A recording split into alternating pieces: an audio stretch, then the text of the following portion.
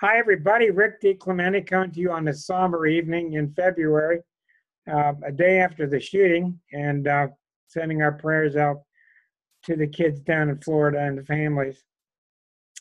Tonight is part two of a discussion about the book that we wrote called The Exquisite Zodiac, and I intended to write about how we were informed about Aries. How did Taurus come to us? What were the thoughts we had about Gemini, Cancer? We noticed last week, since I wasn't in any hurry, the real critical things that happened during the first half of the book were what we found in Gemini and Cancer especially, and in Virgo. So in my opinion, those were the three big signs out of all 12. But before I get started, I went ahead and I want to show you this. I want to show you the chart of the NRA, the National Rifle Association, which was born in Fairfax, Virginia. We don't know the time. And I want to show you why they're so strong. I will remove my personal feelings from it and try to be a neutral astrologer. Remember, this is a noon chart, November 17th in 1871. So they've been around a long time. They are very, very strong. Why? They're a Scorpio group. They have a kind of a fanatical Mercury in Sagittarius. The Sun in Scorpio is opposite Pluto. The Venus in Libra is opposite Chiron in Aries. Aries is very much about guns. The Moon, here's the real fanaticism. The Moon opposite to Jupiter, Uranus. And this is all about, you're not taking our rights away. I'm battling for our rights. Okay, but look at the base of this Venus Chiron. This is a very strong chart. Look at this T-square between Chiron and Aries, Jupiter, Uranus, and Sun and Mercury. Very strong. But the weak spot in the chart, and you knew there had to be, or you wouldn't have such darkness come out of them, and they have their purpose. The T-square of Chiron to Venus goes through Mars and Saturn at the same degree. Mars and Saturn is the weak spot of the chart at 7 degrees of Capricorn. Now, Mars and Saturn together are hard to translate.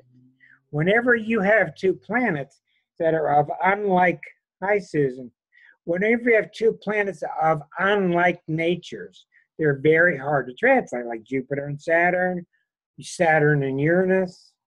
Jupiter and Uranus are easy. Uranus and Pluto are easy. But Mars and Saturn are difficult. Mars is green light, Saturn's red light. Traditionally, what Mars and Saturn means, and this is why you got to get your basics down.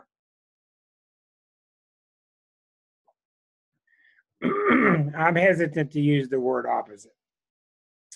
It's more complex than that. Mars is go. I gotta go. I want to go. It's simple. Don't make it complex. I want to go. Saturn is yellow light. Let's go, but let's be careful. If we're careful, we're sure and control what happens. Now,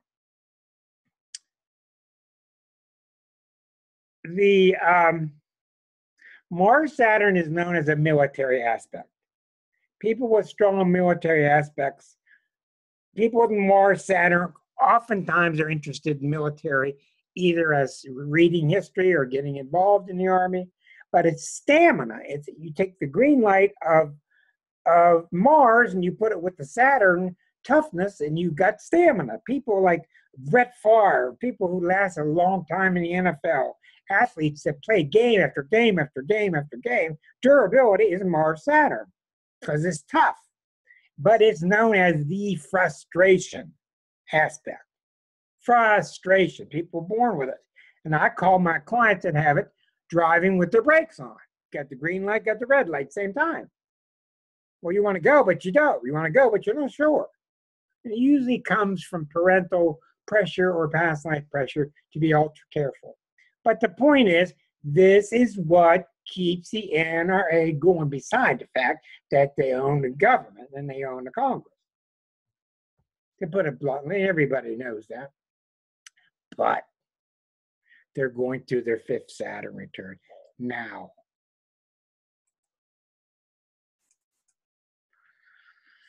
You see the Saturn Mars, and I told you that's the weak spot of the chart. Saturn right now is at 6 degrees. Been around once, twice, 3 times, 4 times, 5 times. Saturn right now is right here. This is the weak spot of the chart, the T-squared to Saturn, this degree. And usually big planets and most planets trigger when they're a degree away. Saturn is right now at 616. So it's within 1 degree now. Saturn is right here. Saturn is going over the weak spot. Now, I'm not going to make up stories and look in a crystal ball. During a Saturn return, and I've changed my mind in 40 years, I think Saturn returns are largely very positive things. I think they can give you trouble if you've been irresponsible because they send you back to go. But they're known as putting you back on track, even if you got to go all the way back. Saturn on a T-square to Saturn is definitely heavy-duty pressure to stop what you're doing and to answer to some higher power, like a judge. So it's no coincidence, this shooting, which is the Mars, but this pressure that's now coming, you can sense with this shooting, and it was so awful, 2012 with the kids at Sandy Hook, but you can sense that it's different now. And we're under the umbrella of a total solar eclipse today in Aquarius. So the idealism of that. So one of the things that's happening, and so many people are talking about, we're here, we're in uncharted grounds now. We've never been here before. Well, that's true. We've never been here before. Plus, there's a brand new planet called Eris that we don't know enough about. And you got the female uprising, for lack of a better term. A lot of new ground, and a lot of us were not like Europeans.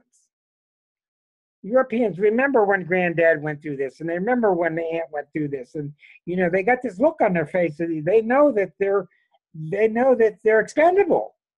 Their country, their health, their sovereignty. And in America, it's like a college kid. I've worked at a lot of colleges. It always amazed me to watch a college kid. Dad's checks coming in, and mom's check. America's starting to wise up. We know we got good people. Well, we know that we can't no longer depend on the institutions. So the Saturn return, I'm not going to go on about this. The Saturn return inside the NRA's chart. What this means really is that inside the NRA, they're getting a sense that they need to step up and take more responsibility of what their organization causes. Now, that's the truth. That's what's really happening. Now, whether they see that, whether people on the board bring that up and those people get suppressed is a different story. But the Saturn return means it's time for them to step up and become more of a workable. What's Saturn about? It's about doing things that makes your society work. It's not about just making money. It's not about buying influence in DC. That's not what Saturn's about. Saturn's about do what you have to do to make your institution work. And if you don't, it will be stopped. That's how things work. If you go against your nature, it will be stopped, at least to some degree, or thwarted. So when it gets exact over the next few weeks, you're going to hear a lot of voices going after them, and they may come through pressure on us, putting on to the congressman and relaying it on to the NRA, and people being exposed for all the donations and all that. But as an entity, here's why it fails. As an entity, this is what's coming up from inside of themselves. And if they're not in touch with it, the entity starts to fail because they're out of touch with themselves. This is not old-time astrology. That doesn't work. That was a myth. We have to grow through that. Old time astrology, this force is on you, it's going to make this happen. That's not how it works. It's not how it works. New archetypal astrology means that these forces are coming up through you. Are you aware of it? If you are, things go fine. I had a reading with a guy this week. Everything I read about, I said it was coming through him. He noticed he was working with it. I noticed this. He was in touch with that. I noticed this. He was in touch with that. He had a little bit of a problem here and there riding that horse, but he was in touch with the archetypal growth. We are a sprout. We're continually sprouting. That's what the transits are. We're continually sprouting, and sometimes two at once, and sometimes it's confusing. But when you get perverted and you get all screwed up like the GOP's chart and the Neptune return, they're so far out of touch with Neptune, I don't know a lot of other institutions. I don't have all the birth times, but it happens in almost all institutions. The Democrats' chart probably similar. The NRA's chart is going to have to face this. So the Saturn returns are you going to take responsibility or not? And if you take responsibility, all the better for you. And if you don't, you will get an unusual amount of pressure upon you. That's what Saturn does. All right, let's go back to the book. Before I go to the book, let's see your hands if you've got any questions or comments in general about when you read the Exquisite Zodiac, about how you read it, what you thought when you read it. If you have any general questions, we'll take them now, if you would like. If not, I'm going to go right into Libra through Pisces. Very warm here tonight. Okay, in Libra. Now, the reason Libra is so critical is because of this. You're crossing from the bottom half of the zodiac to the top half. That's the number one reason. You're crossing into another cardinal sign. That's the number two reason. This is a big deal. And I told you, in my opinion, the toughest job to do in the zodiac is in Cancer and in Libra. Cancer because they open the feelings. Libra because they take us to the ball. They take Cinderella to the ball. And we have to meet other people. You can no longer hide in the Virgo workshop. You can't just stay out in the garage refinishing your chair, making it look pretty. You know, you're far away from it. You can be invested, but you're not really invested in it personally. Well, in Libra, I'm on stage, I'm meeting other people. So what you have in the book also is the first quadrant is about the stuff of the self. The second quadrant is about how it's all put together. The third quadrant is very critical. Relationships. Me and you, the Scorpio, me and you more intensely, and Sag, me and you on a broader scale, on a political, national scale. So Libra is really, really critical. So when I wrote the chapter on Libra, I got the main stuff down, like most people do, and I really felt that most people got it wrong in this sense. There's too much emphasis. Almost everybody you talk to, what does the scales mean? What do the scales mean? Harmony and balance. Everybody. Wrong. Libra is about harmony and balance, yes. And they're very good at it. They're an exceptional sign in terms of landing on their feet. But moreover, when I analyze deeper, what's Libra always doing? What they're doing is comparing. That's what a scale does. It's for comparing. That's what Libra's always doing. I told you, every sign's always doing one thing.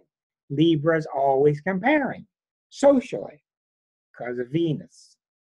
What's this? Your house, your job, my job, your car, my car, your opinion, my opinion. So what's really happening? Why is this going on? Because the bottom half of the zodiac is about me and my stuff, for self-oriented. And over in Aries, the first sign, it's about me. Look what I can do. Libra becomes, for the first time,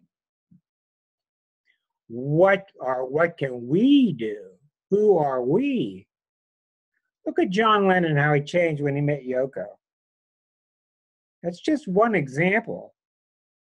Libras are usually, the sign of Libra is usually obsessed with partnership because that's what they do so well.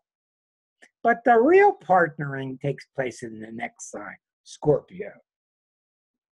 I found that out as I studied more and more. Libra, the young adult, the sign of, in my opinion, take a lady on my arm, we go to the restaurant, we have a nice dinner, have a nice date, it's very pleasant. But what Libra is really about, and I noticed this recently because I keep studying all the time, Libra is about getting excited when we have a dialogue.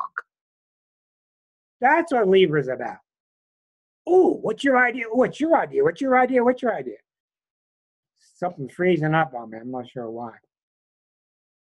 Okay, let's give it a minute. Oh, there it goes. Libra is about, it's about growing as a self by bouncing it off the other person. We all, how is it different from Gemini? Gemini is not aware of others. Gemini is not ready for others. Gemini is just learning, wow, I just said something. Ooh, I can talk. Ooh, look what I found. Like a little kid. Ooh, look under here. Ooh, look under here. It's way pre-Cancerian.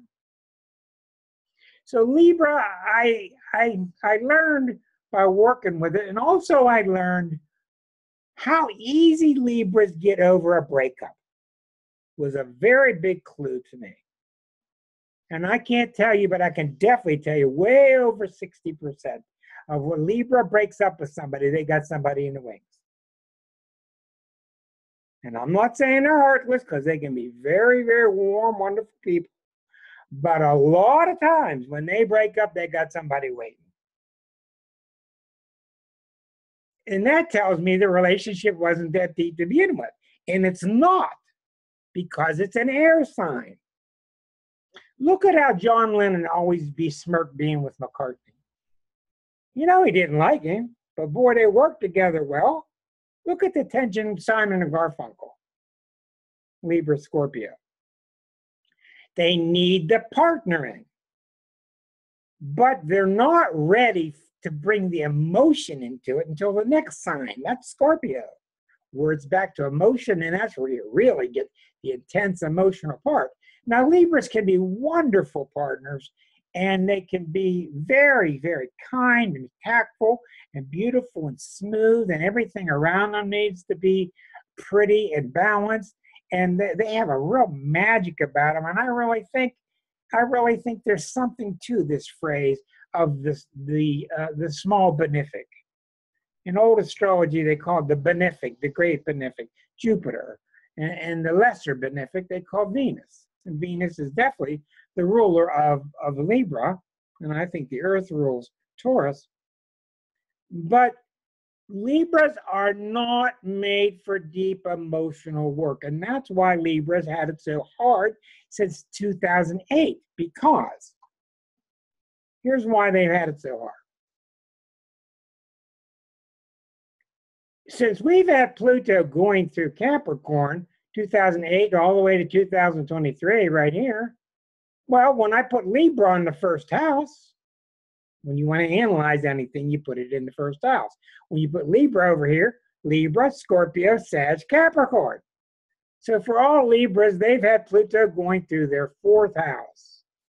So I wrote about in 2007, telling Libras what they were up against. And since it was coming from their Libran fourth house, that's the fourth house is the Cancer house or the emotional house. And here you've got an intellectual group. Libra's capacity is intellectually bouncing back and forth. But all of a sudden, on January 25th of 2008, you can mark this if you're a Libra. Go back in your life, January 25th of 2008. Pluto went into your solar fourth house and started demanding that you start relating to people on a more intense emotional level. Scorpio level, which is I'm devoted to you, I won't ever betray you. Libras didn't know they're bargaining for that. Libras just met the person. So you can't expect Libras to go to the ball and meet people and to be emotionally attached and to be overly dedicated like Scorpio is. It's just too much. Libra did their job. So then the Libra wears out. It wears thin because it's done enough work. Now you go into Scorpio. Now the deeper water, fixed water, ice, fixed water. We're dedicated. My God, just listen to any Neil Young song. Ooh, I'm gonna get you when the morning comes. When the morning comes, I'm gonna win you in. I'm sure Karen doesn't want to hear me sing anymore. Look here. Myself, me and you. Me and you. Taurus, me and my stuff. Scorpio, us and our stuff. This is why the 6 polarities are so important to learn. Taurus, me and my stuff. Hey, don't touch my stuff. Scorpio, just think of what we could have if you and I together forever, baby. So I wrote this chapter on Scorpio and I thought, oh my God, I've been through so much with Scorpio all my life. This is going to take me a year just to write this chapter, and it took like a day or two. I was stunned. Because in Scorpio, what you have is, thank you, Libra, we now can get along with people. And now we're going to go past the air part, the intellectual bouncing back and forth. Now we're going to get into look at what we have emotionally.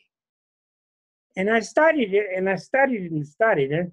And this is why Scorpios, if you ever go by a jewelry store or you go by a store with a Scorpio, I got to have that. Ooh, I need that. The passion pours out of them. You don't need that. They're just saying it. Ooh, I need that.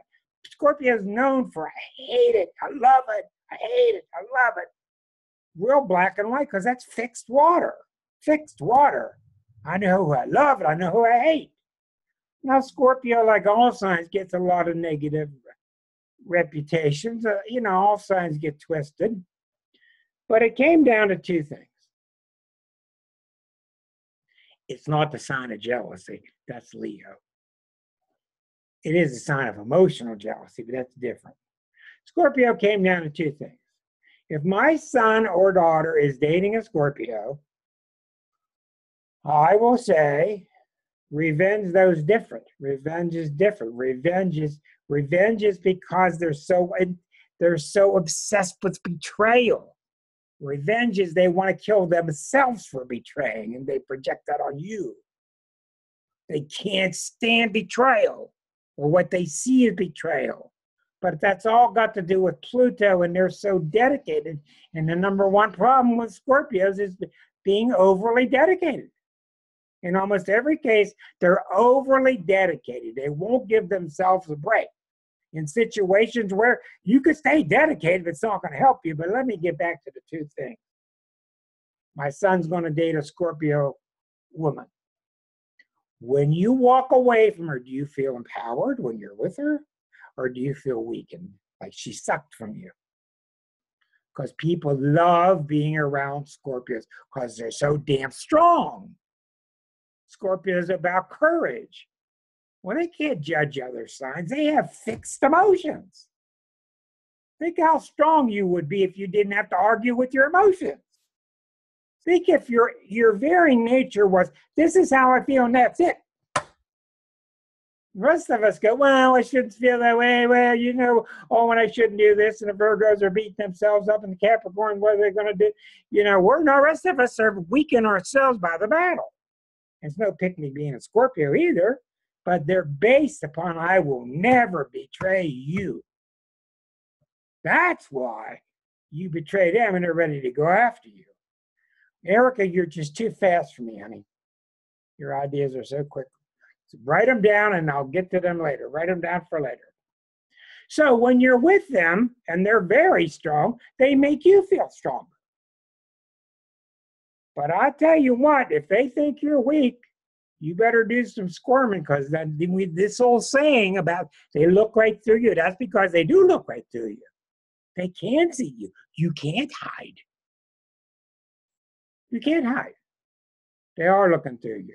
So it's very simple for me. I can tell within seconds, am I with a Scorpio that's really strong and magnificent, like that feeling I get when I watch Sally Fields.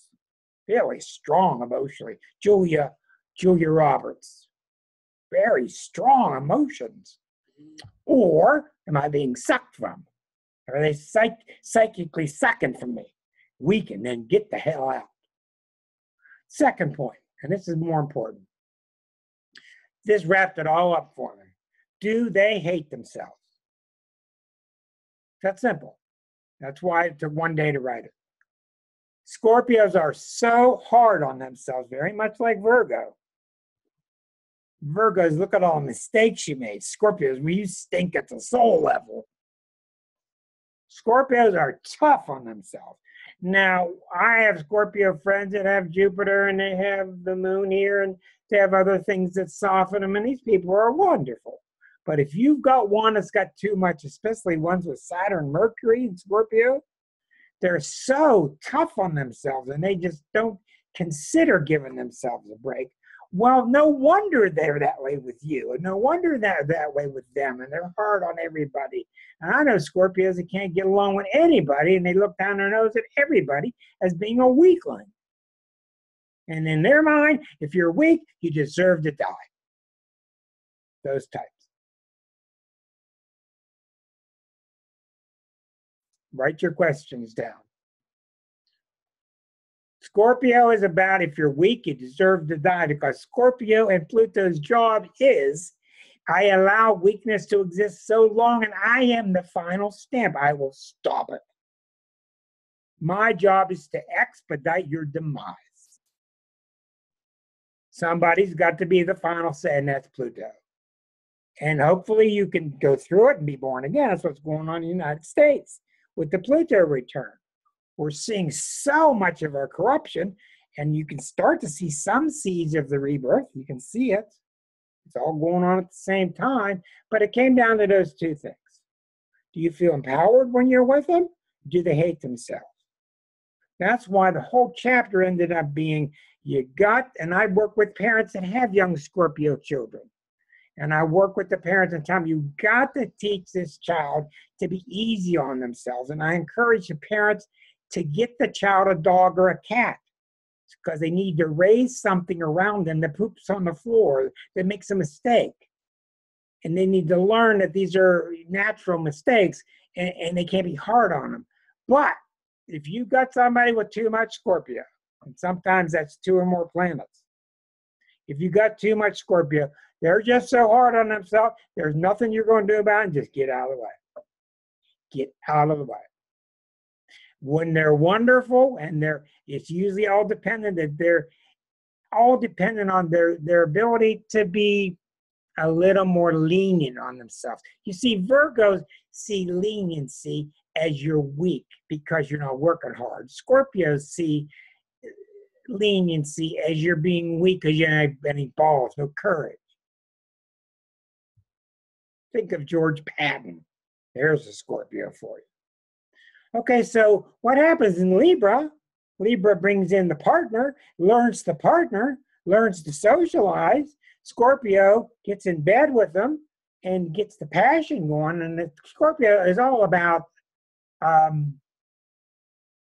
closeness. Yeah, sex and all that stuff. It's about closeness, intimacy. So what happens, the soul grows up a lot. You're a young adult now. You're even married in the sign of Scorpio. But what happens here is we transcend in this quadrant of relationships where Libra's got the ball started, and not to be taken for granted. And now Scorpio's made it deeper. And this is why Scorpio's so hot in the kitchen. Sag comes along and goes, woo! It's just so hot in there. Sagittarius is beyond personal relationships. I had a real hard time with Sag when I wrote that chapter. Okay, here's why. Because who do you think ends up paying the bill for all the Sagittarian messes? Capricorn. This is why every sign has a hard time with the sign right before it. Usually. Because in Sag, I couldn't get my head around why are they just laissez-faire? Why do they always land on their feet? Why do they not pay the bills and it's okay? 1995 through 2008. 1995 through 2008, Pluto went through Sag. What happened during those years? Foo, flippancy, get credit cards and borrow against the future. Woo, don't worry about it. 2008 hit, Pluto went into Capricorn. Boom. Oh, shit. It's all due now. So I finally realized this. Sag is opposite Gemini. And in my opinion, Sag Gemini are more closely aligned than any pair. They're more alike than any of the other 6 pairs. So Sag is all about, I want to meet people, I want to do this and all that. But recently, I finally had it come to me through another person about a year ago. And I couldn't figure out, why do I have so many Sagittarian friends and we have such a great time, but not one of them will pick up a telephone, ever. And when I'm with them, we're having a blast. Well, it came down to this. And the Sag said to me, I'm not going to let you get in the way of my fun. That was it.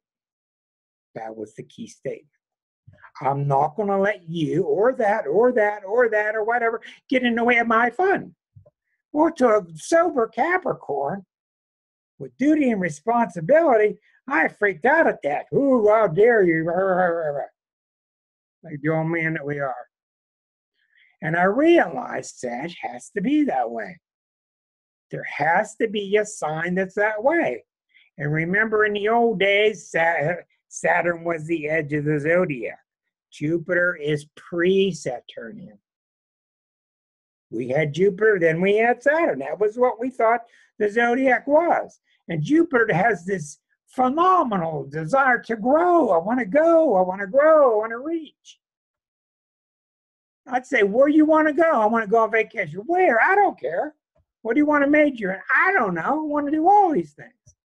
So it's not the thing itself. It's just the act of growing is fun. Mutable fire. Mutable fire.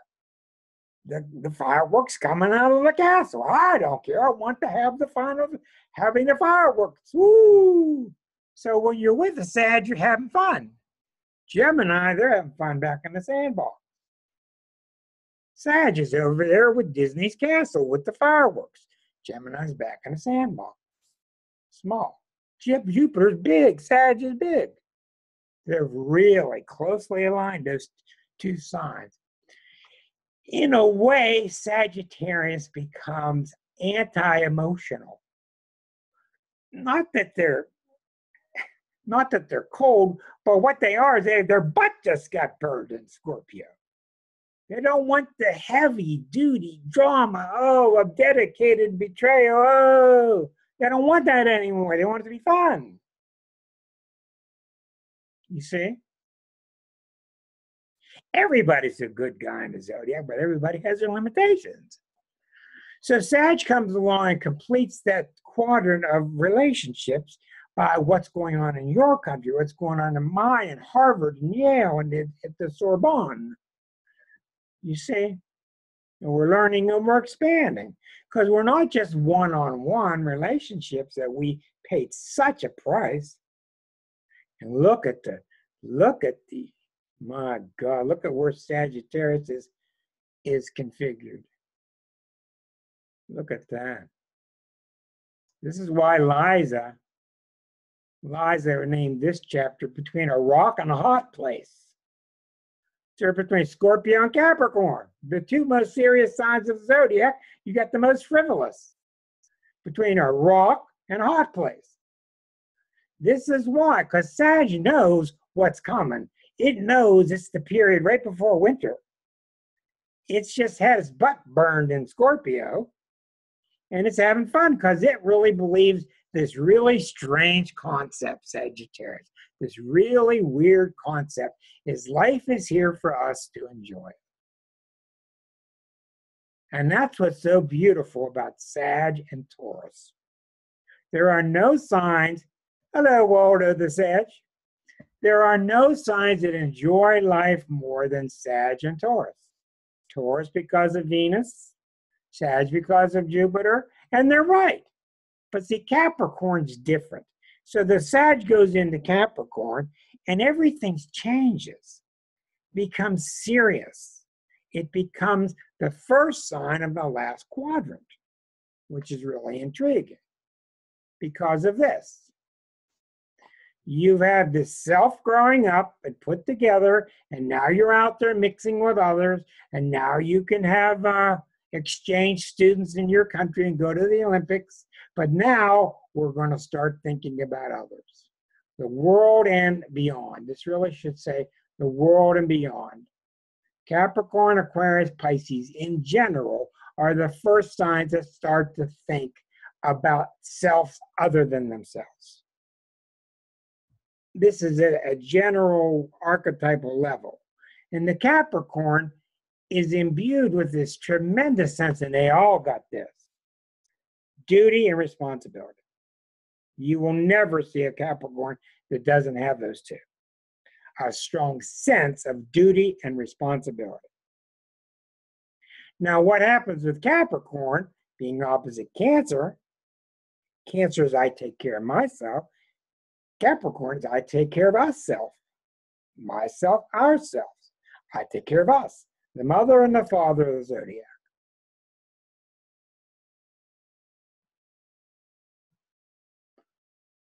But what happens with Capricorn is they're imbued so strongly with this sense of conforming. They conform on purpose. They voluntarily conform. They stop before the light turns red. All the Aries are wanting when it's yellow and when it's red. The Capricorn sees a little blink of yellow, oh, because it's got that sense. What are my actions doing to the whole? And now we're in Capricorn now since 08. And we have the Pluto return happening in Capricorn. And you have the NRA's chart having Saturn coming back to the same spot where it started. They will not bluff their way through this. They will not be able to BS their way. You will see its structure break first. You cannot buffalo the planets. And what's happening is they're ready. And for their own health, they should listen to this. In other words, if they voluntarily gave up the AR-15, they'd end up making more money on something else. They'd be better off. But since they're out of touch with themselves, by default, that brings on disease. So in Capricorn, Capricorn does a great job. It starts thinking of others. It starts sacrificing for others, starts thinking about others. And in the final two stages, which are so complex, which are so huge and deep and powerful, the Aquarian comes along. And the Capricorn has done all it can. And it goes to the country club and it stays inside the box and it doesn't let its feelings out. And most Capricorns I know are pretty uptight. And I know quite a few Capricorns that are really loosey-goosey and they're really pleasant people and they're really underrated. Yes, but an awful lot of them won't take a chance. They won't take a risk. They got their routine. And Aquarius comes along and it's an air sign. And it's fixed. It's fixed in the air. Rip. It's fixed up in the air. What do you think air people do? They think. They think on this really master level. All Aquarians do one thing, and they play with the big air puzzle. They're always playing, putting together the air puzzle. How does it all fit mentally? All of them. That's what they do. That's where their talent is. This is why Lincoln and FDR were able to do so much. Because what's so amazing about Aquarians, Aquarians are the sign of ramifications. If you've got this, and this is true, and that is true, well, then this. They can see that easily. And they can't understand why the rest of us don't see it. That's what's so beautiful about Aquarius. And where I got to do my heavy work with Aquarians, with the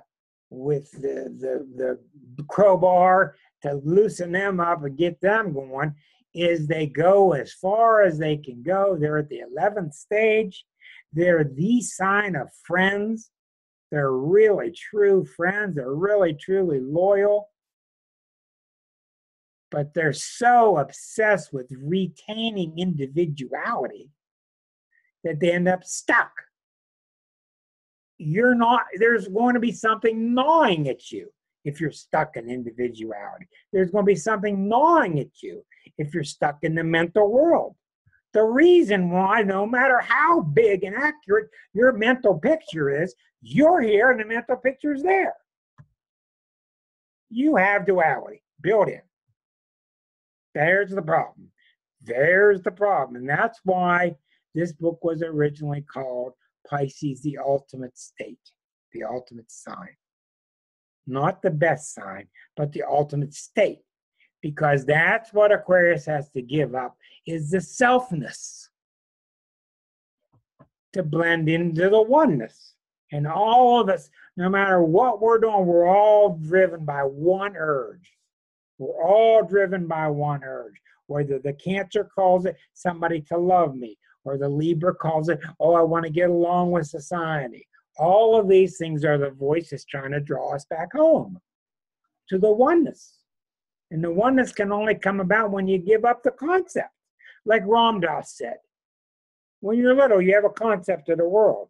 And as you get older, you have a bigger concept. And he's a psychologist. He's the leading head of the psychology department at Harvard. And he's just getting into more modes of thinking and case studies. And you just keep replacing one mental construct with another, but you still got a different construct. It's only when you give up the construct that you succeed and you go into the Zen world of beyond self. But the problem with Pisces, and as we transcend into Pisces, the problem with Pisces is they don't realize that they need more ego to become egoless. That's the problem with the New Age movement. Everybody's walking around so damn holier than thou and rubbing sage all over themselves and lavender and all this stuff and doing all these guru stances and all, and standing on their head and all these things. And all these things have their purpose, but the real point is to transcend the self. All these studies, all these methods and yoga and techniques and all these ways to get beyond the self. You've all seen the video of the woman who was what was she, Karen? She was a psychiatrist. She was the psychoneurologist, and she had a stroke, and she was aware of it. And she did a video about having a stroke while she was having the stroke. Remember that? Yes. Yeah. And well, she talked about Jill Bolte Taylor. Jill Bolte Taylor. Thank you. That's why I called on you. Jill Bolte Taylor, and you may want to look her up on YouTube because she does this marvelous talk about going through a stroke but being smart enough to stay detached to watch it.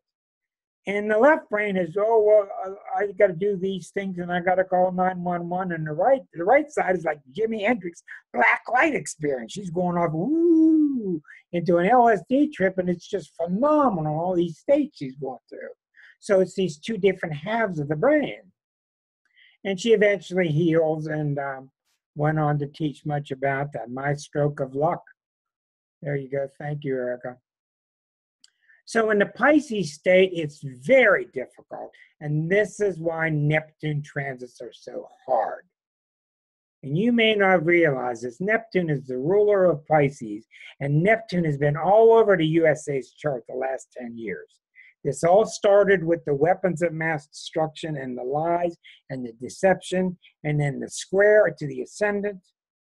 in the past several years, which was all deceiving the people, more smoke and mirrors. And what did we call all the 17 people on stage at the Republican convention? We called it the clown car. Woo! The clown car.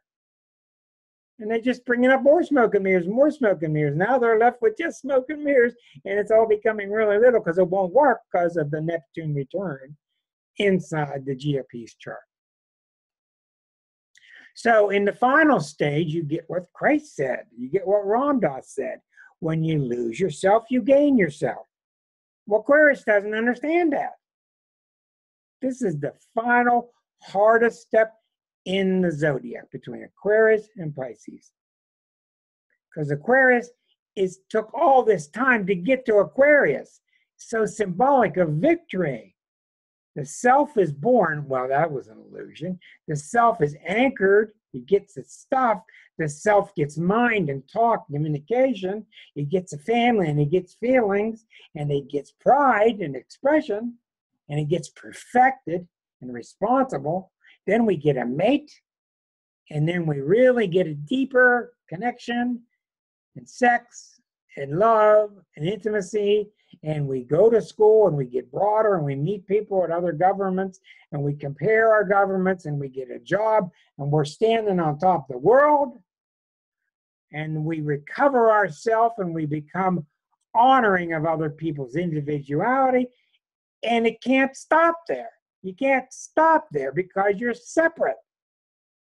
And inside of us is this little heart that we all hear about now, how there's a brain inside the heart. There's an actual brain in the heart. And it wants us to go home. And then Pisces is the real quiet, little quiet, urging voice. It's the little wise voice that's telling you right from wrong, but not like Virgo. It's opposite Virgo.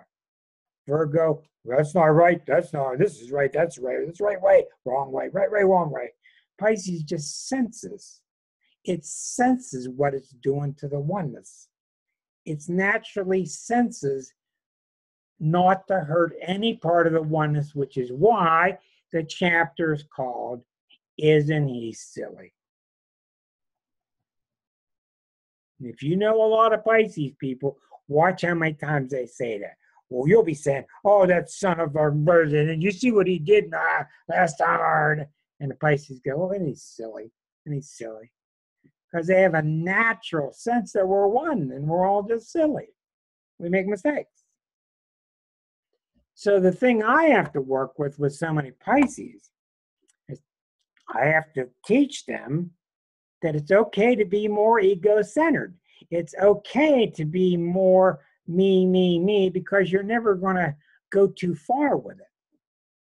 And so the zodiac just goes round and round. So that's really basically how the entire book was put together, was on those senses. And that's why as we wrote and we wrote and we wrote, we fine-tuned it more and more, and we realized that we didn't know ahead of time. We had an idea, but we were just mind blown at how each sign comes from the sign before it. It really does. You would never be a Leo unless you just come from the Cancer stage. And you would never be a Pisces unless you had just come from the Aquarian stage. Now, that doesn't mean it's in a linear path. That doesn't mean you're going to do this one, then you're going to do that one. These are, I don't know why it works. I don't know how it works, but it just does. My stroke of insight scientist. Thank you, Erica. Jill Bolton Smith is a great. Jill Bolton Hill? What is Taylor. it? Jill Bolton Taylor. Bolte. B-O-L-T-E. Jill Bolte Taylor. Jill Bolte Taylor. A marvelous about 30-minute video on YouTube. Yeah. I have a question about what you were teaching. Yeah. What is the shadow side of the of Libra and Pisces? Of the two signs?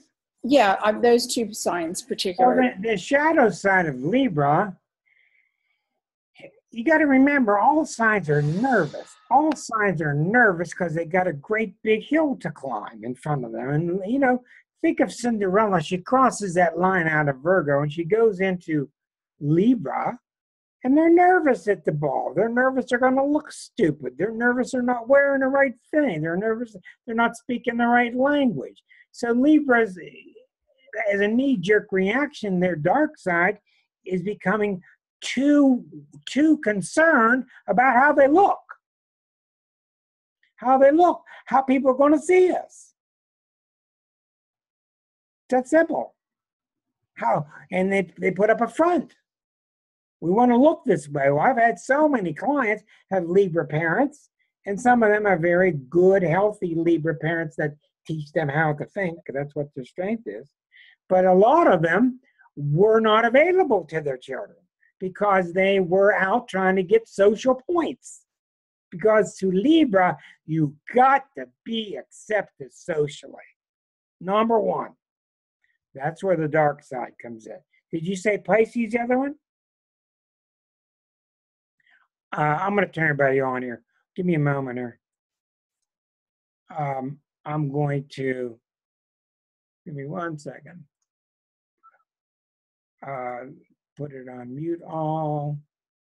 Okay, now you'll be able to unmute yourself. Go ahead, Karen. My experience of Libra is that they're very susceptible to codependency. Yeah, well, it's natural because their nature is codependent. Their nature, which is why the hardest signs are Cancer and Libra. Okay, to be in relationship is the ultimate. Well, they need the relationship. Cancer needs it because they're just getting used to water. Libra needs it because it needs that sounding board. But what I've learned with Libra is they don't need people as much as they think. They don't need a partner as much as they think. Your other sign was Pisces? Yes. Okay. Well, Pisces is very difficult. In my book, I said it's the hardest sign to be because you have nowhere to hang your hat. You reach into, how many Pisces people do you know? Reach inside of them and there ain't nothing there. I'm telling you. Reach inside, woo, big fog. And the reason is because they're boundless. Whoa. When you are boundless, you're boundless. And whether you like it or not, we're comfortable with boundaries. But the true soul, which is why all Pisces love the water, they all love dolphins, and they all love being left alone. But that is the ultimate state of relaxation and surrender. So what happens with them is they confuse the calling back to God with escapism. Ah, okay. They confuse the two things. Okay. I don't want to be here. My body's too tight. These plums are too hard. I got to go to the job. I don't want to go to the job. I want to go home. I want to relax. I want to be in the hammock. I want to be floating away in the Himalayan hut. Well, there's a huge difference between a Himalayan hut where you transcended through years of yogananda meditation and hanging out at the beach and drinking and just escaping. That's the shadows. So any questions you all have about the book when you've read it, chapters that made sense to you, chapters that didn't, what's on your mind? And we're going to go with you for a while. It's only 9 o'clock. What questions do you have? Now, Erica, I noticed you chatted about several. What's on your mind? Can you hear me? Yeah. When you were talking about Scorpio and how they just can't help it. I mean, they're so lucky to know what their feelings are and never to really waver from that because they're also unlucky too. Yeah, but I'm just saying, when you were saying that, it kind of reminded me of Aries in a way, That where makes they just have to do what they have to do. And I never really realized that about Scorpio. That's because one's ruled by Mars and one's co-ruled by Mars. Well, I'm sure Scorpios would tell you also that it's a curse. But curse always knowing. Tell us, Karen. She R1. Tell us, why is it a curse? Always knowing exactly how you feel. Because there's no escape. Right. It's there all the time, present. It's right in You in the middle of your psyche. It's just You shall always not there. betray anybody. And Erica, this is why you got to remember, little tiny Pluto, way out there, is watching every move they make. And the Eris is way past it. The little tiny Pluto is watching every move they make. This is what's looking through you. It ain't the Scorpio. It's the Pluto looking through them. This is what they're doing to themselves. Yeah. Scorpios are hypercritical, this is why they're suspicious. They're suspicious of their own motivations. That's why you can't get up. And they see through other people too. They have like X-ray vision. They can tell That's people's why. motivations. So they're very suspicious because they know the motivation. And that's why when I'm with them, I just drop my defenses and I say to myself, they're looking at me naked. Hello, this is me. Because they're going to. If you try to BS one, good. Well, and I think part of that is because I think that there's a push for purity in that.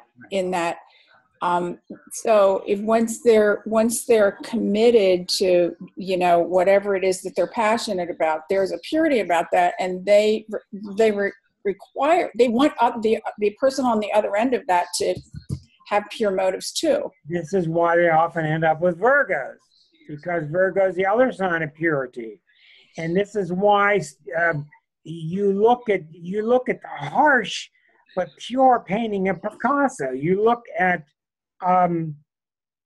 the Pluto on the ascendant of Tesla. Tesla didn't hang around with people because he could hang around with electricity. He was getting down to the elemental. He was so attracted to the purity of energy, etc. He found people to be full of it.